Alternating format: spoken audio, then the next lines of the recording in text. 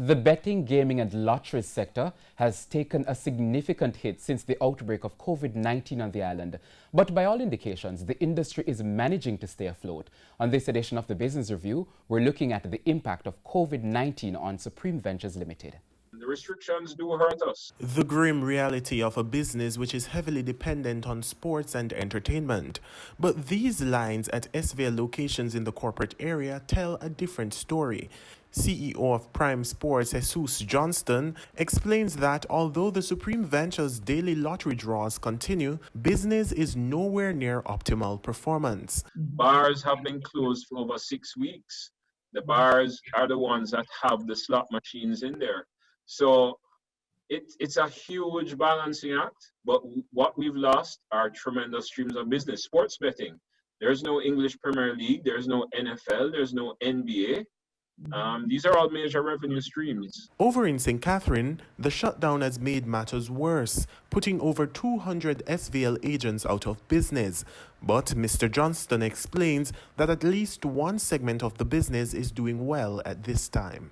One of the primary things that most people don't know about Supreme Ventures is that we are one of the largest sellers of top-up airtime for Digicel and Flow.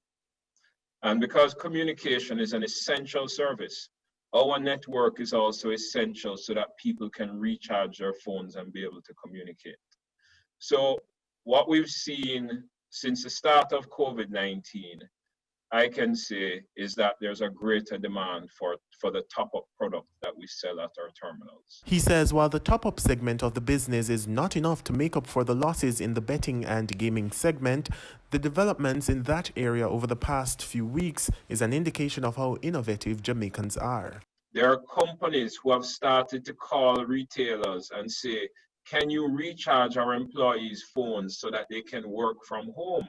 So there is, even in this time of COVID, where there is this tremendous difficulty and tremendous disruption to our lives, we are being innovative and we're hearing creative stories where persons are calling and saying, I need support for the business. Can you sell top-up remotely to our salespeople? Can you sell it to our BPO staff so they can keep working? At the same time, Mr. Johnston admitted that operations after COVID-19 could see significant changes, with an expansion in the company's digital offerings. We're managing day by day. In terms of our broader business, we are very optimistic that a point will come where there will be what we call a new normal.